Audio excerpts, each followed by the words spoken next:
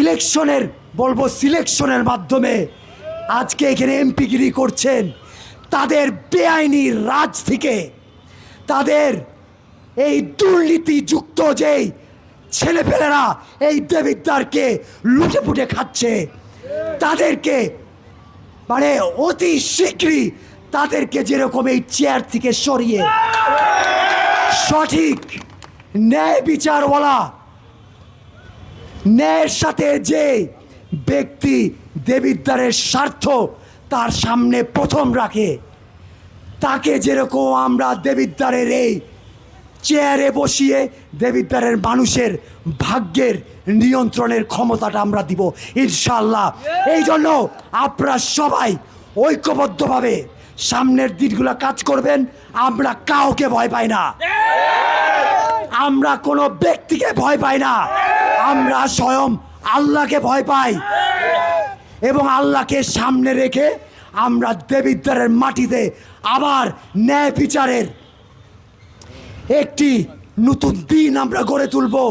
দেবিদ্বারের সংসদ সদস্য হয়েছেন, আপনার উদ্দেশ্যে বলতে চাই, দেবিদ্বারের সংসদ সদস্য হয়েছেন, আপনি উন্নয়নের বিভিন্ন কাজকর্ম পরিচালনা করেন, তাতে আমাদের কোনো আপত্তি নাই। আমাদের আপত্তি হলো আমাদের দল, আমাদের নেতা তারেক রহমান তথা বিএনপি নিয়ে যদি কোনো অস্পষ্ট কোনো উশৃঙ্খল বক্তব্য আপনি দেন, আপনাকে ছাড় দেওয়া হবে না। আমরা সহনশীলভাবে, আমরা যেহেতু আপনি সংসদ সদস্য হয়েছেন, আমরা আপনাদেরকে সহযোগিতা করতে চাই। তার মানে এই নয় যে আপনি ঢালাওভাবে বিএনপিকে নিয়ে বা বিএনপির ভারপ্রাপ্ত চেয়ারম্যান তারেক রহমান এবং বিএনপির নেতৃবৃন্দকে নিয়ে আপনি উত্তেজনাপূর্ণ বক্তব্য দিবেন। আমরা আপনাকে সহযোগিতা করতে চাই। দেবিদ্বারের উন্নয়নে যা করা দরকার বিএনপি করবে ইনশাল্লাহ, কারণ বিএনপি সরকার প্রতিষ্ঠিত। এই দেবিদ্বারের সমস্ত বরাদ্দ কে দিবে? বিএনপি গভর্নমেন্ট দিবে দেবিদ্বারের বরাদ্দ। তাই আমরা আপনাকে বলতে চাই যে ভাই, রাজনীতি করতেছেন, রাজনীতি করেন, কিন্তু কোনো খোঁচা দিয়ে রাজনীতি করবেন না, বন্ধুত্বপূর্ণ আচরণ করবেন না। আমরা আপনার সহযোগিতা করতে চাই।